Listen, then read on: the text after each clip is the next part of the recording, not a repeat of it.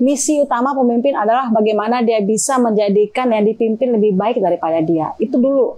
Kalau itu sudah ada di misi di hati kita, Itu di hati kita di ya. hati kita akan sangat bahagia kalau orang kita pimpin lebih bagus dari kita.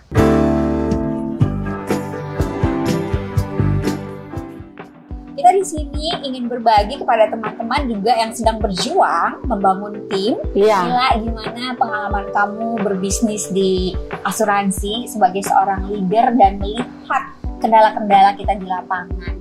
Awalnya memang berbisnis di asuransi itu tidak mudah, Bu Esra. Tetapi waktu kita masuk dan kita menjalankannya dengan hati yang tulus ya, akhirnya kendala yang kita hadapi itu bisa kita selesaikan. Iya, kita mulai bisnis sudah 18 tahun yang lalu?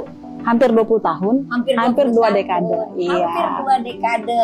Wow. Dan kita masih tetap bersama, saling percaya dan saling mendukung. Betul. Sekarang kita berdua ada di dunia kepemimpinan, di mana kami sebagai sahabat saling mengisi untuk kemajuan orang-orang yang kami ajak ke dalam network yang kami bangun di Langkah Kemenangan Group, Iya.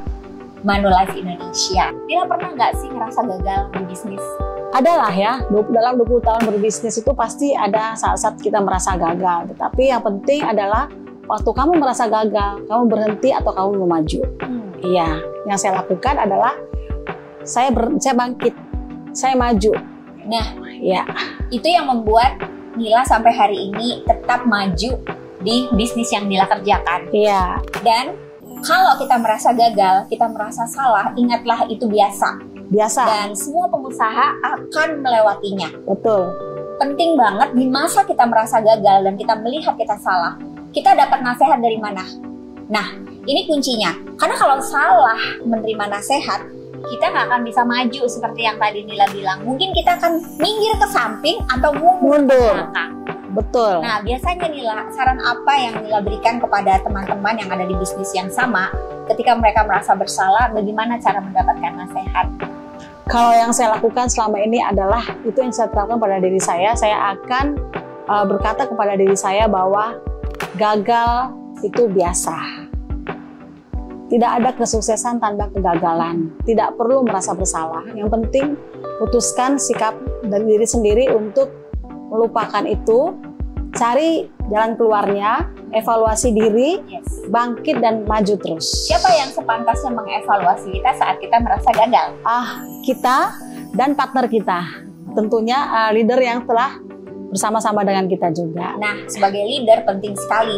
Ketika kita merasa gagal, kita merasa salah, melakukan sesuatu yang tidak semestinya, jangan pernah mencurahkan itu kepada downline kita. Setuju.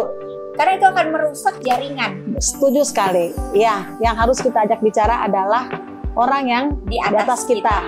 Iya, nasihat mereka lah yang kita harus dengar. Nah, ini banyak banget teman-teman yang mungkin jarang ikut seminar kepemimpinan. Betul. Atau mereka nggak punya leader yang memang peduli sama mereka. Mereka nggak ngerti yang namanya hierarki kepemimpinan. Setuju. Jadi dalam kepemimpinan itu ada hierarkinya. Dan hierarki itu diatur oleh alam semesta.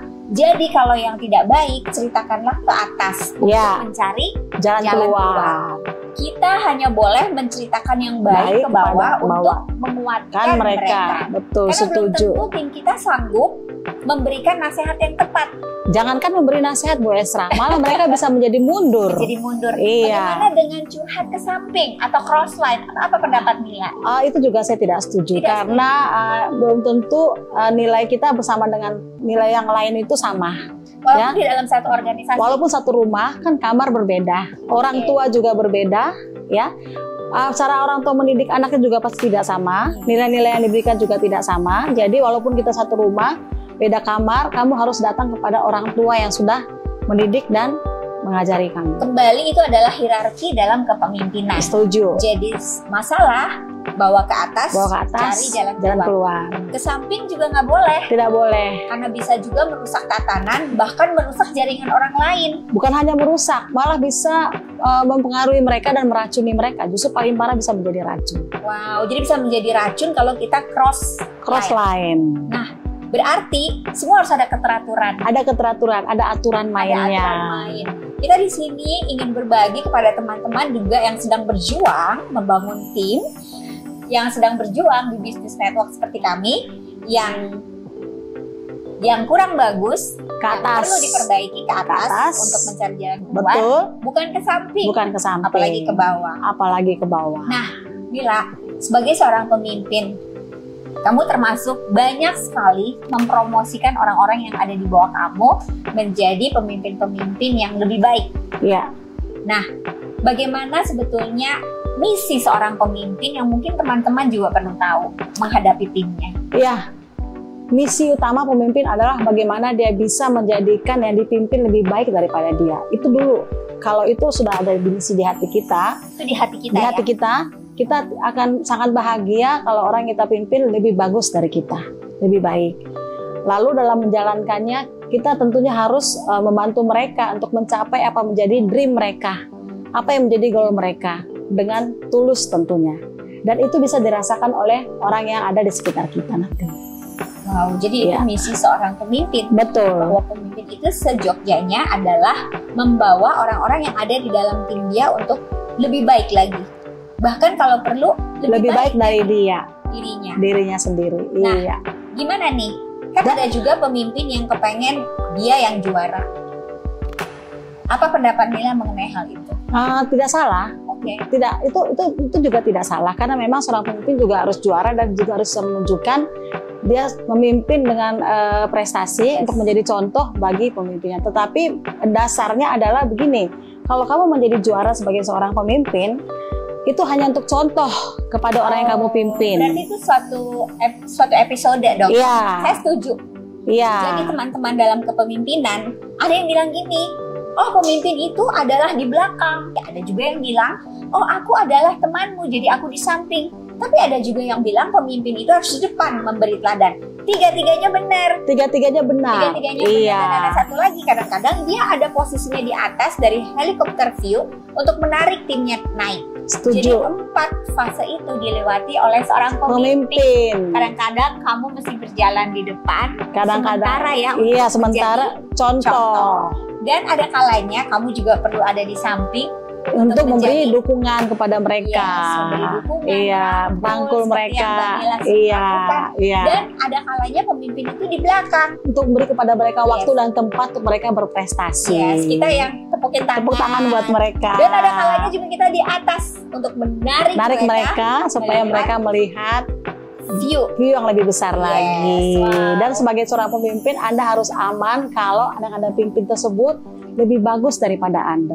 Harus aman. Iya. Harus aman ya. Jadi berhenti bersaing dengan tim sendiri. Berhenti bersaing dengan tim sendiri. Tapi pernah nggak sih pada satu masa melewati seperti bersaing dengan tim?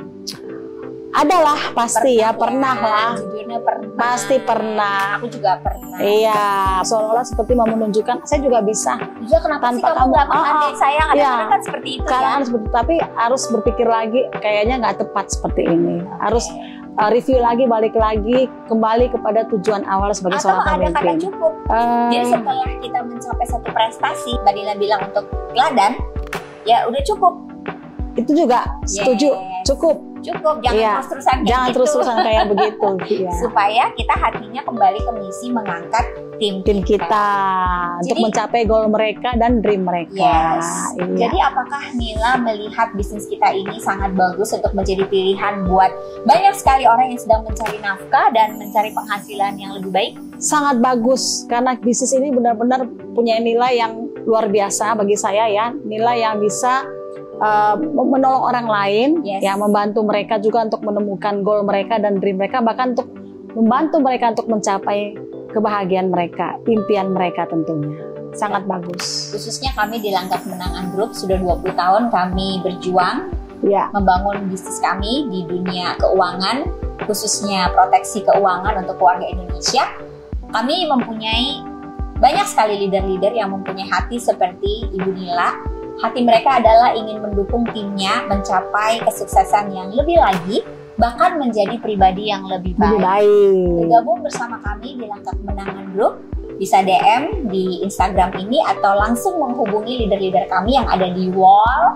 Mereka adalah orang-orang yang berprestasi. Kami dengan senang hati siap untuk membantu teman-teman mencapai financial freedom melalui bisnis yang kami bangun. Dan satu lagi, bagi Anda yang mau membangun agensi, Anda bisa meminta advice kepada Ibu Esra Manurung yang sudah 2 dekade membangun agensi dan berhasil menduplikasi bahkan melahirkan pemimpin-pemimpin yang luar biasa tentunya, yang sudah mencapai goal dan impian mereka. Terima kasih. Terima kasih. Sukses buat kita semua.